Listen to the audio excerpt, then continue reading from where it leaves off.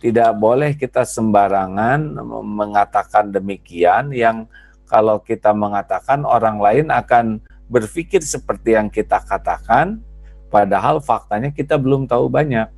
Tidak ada yang lebih pahit dari berharapnya hati kepada Allah. Allahumma aftah lana hikmataka ya Allah.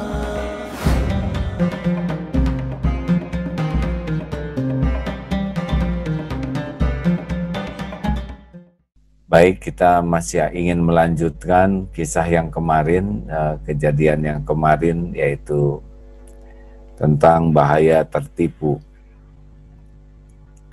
Nah, kita sudah bahas bahwa Umar bin Khattab, semoga Allah ridho kepada beliau, adalah kalau merekomendasikan seseorang tidak boleh gampang. Itu misalkan orangnya baik. Nah, pertanyaannya ada 3, kata Umar bin Khattab. Pernahkah engkau melakukan safar dengannya, jadi perjalanan jauh atau situasi yang lama? Karena kalau baru bertemu atau lihat di TV atau mendengar di radio, di medsos, sekejap kita sebetulnya belum tahu siapa orang tersebut.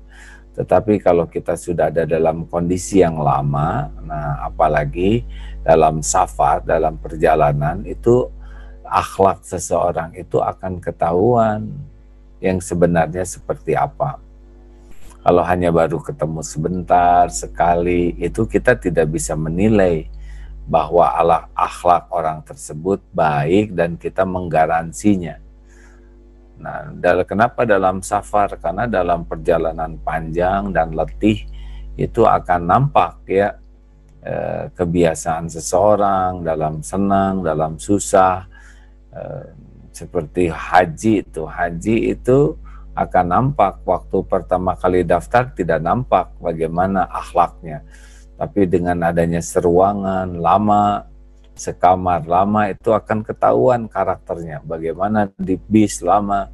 Maka jangan mudah merekomendasikan seseorang yang akhirnya kita jadi jalan keburukan bagi orang lain. Oh ya, orang itu baik, ternyata dia menipu dan kita menjadi jalan orang lain tertipu. Ya, terus nikah sama dia saja, dia itu orang baik. Tunggu dulu ya. Nah, oleh karena itulah kita harus tidak mudah untuk merekomendasikan orang itu orang baik, kecuali satu, sudahkah pernah melakukan safar? Ini dari Umar bin Khattab ya. Yang kedua adalah, pernahkah engkau bermuamalah dengannya? Jadi itu ya, kalau sudah ada urusan muamalah, terutama dalam bidang bisnis atau yang menghasilkan uang, itu orang tuh akan nampak sekali keserakahannya, egoisnya, kelicikannya. Kalau belum ngomong uang mungkin masih baik-baik saja, tapi kalau sudah ada muamalah yang bersifat finansial, kemudian ya bagi untung dan pokoknya yang berbau keuntungan duniawi gitu. Nah, itu karakter orang tuh akan kelihatan, yang dari belum apa-apa sudah sangat ingin untung banyak, ingin dominan, ingin ya begitulah. Dan ketika nanti bagi hasil itu akan nampak sekali itu akhlak seseorang tuh ketika sudah berkaitan dengan muamalah yang bersifat keuntungan duniawi. Jadi hati-hati nih rekan-rekan sekalian untuk merekomendasikan seseorang. Nah, yang ketiga adalah amanah. Sudah pernahkah kita memberi amanah kepadanya? Pinjam motor atau dititipin sesuatu ya, atau dia pinjam barang-barang di rumah, misalkan vacuum cleaner atau apa ya. Nah, itu kan amanah. Pinjam buku, kalau dulu mungkin pinjam ya barang-barang apapun, nah itu akan ketahuan tuh. Nah, kalau orang yang akhlaknya baik, biasanya dengan amanah tuh hati-hati sekali. Tapi ada orang yang sepertinya baik, misalkan janji nih ya, janji saya nanti datang jam 7. Ini kan sudah amanah ini. Kita sudah nunggu, dia datang 7:30 tanpa merasa bersalah. Nanti akan telepon misalkan jam 1. Dia lalai saja sesukanya. Nah ini amanah ini. Jadi akan nampak akhlak seseorang itu menurut Umar bin Khattab, semoga Allah ridho kepada beliau. Satu, ketika orang tersebut pernahkah kita melakukan safar bersamanya? Yang kedua, pernahkah kita bermuamalah dengannya? Yang ketiga adalah pernahkah kita menitipkan amanah kepadanya? Jadi gimana kalau mau menilai orang, ya jangan sampai mengatakan, wah dia orangnya baik sekali. Tapi katakan fakta saja. Saya pernah ke masjid dan 3 kali ke masjid saya melihat beliau ada di saf pertama.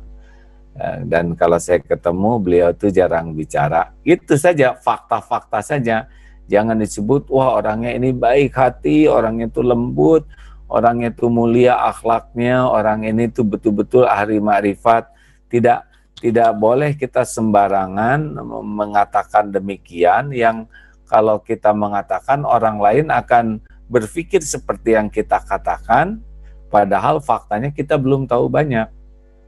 Apalagi kalau kita memuji orang itu di depan orangnya, oh ini kita sama dengan menyembelihnya nih, sama dengan memenggal atau memotong punggungnya, karena perkataan pujian yang berlebihan dan tidak pada tempatnya itu akan merusak seseorang.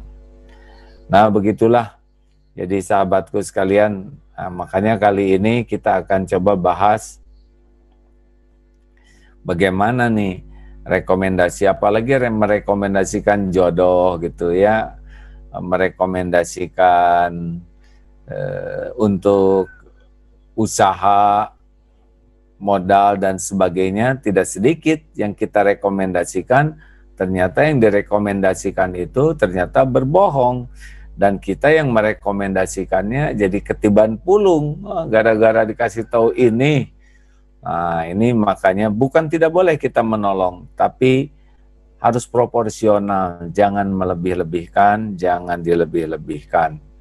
Termasuk di dalam memuji seseorang itu bisa merusak tuh kalau tidak hati-hati ya. Tapi Rasulullah pun memuji sebagian sahabatnya, hanya saja yang dipujinya itu sudah terukur kekuatan imannya, sehingga pujian itu tidak merusak akidahnya, tidak merusak akhlaknya. Kalau kira-kira merusak, nah hati-hati. Jadi ke orang lain, bisa orang lain jadi percaya pada sesuatu yang tidak pada tempatnya, kepada yang dipuji berlebihan pun bisa jadi rusak nanti iman dan akhlaknya. Proporsional lah dalam segala hal.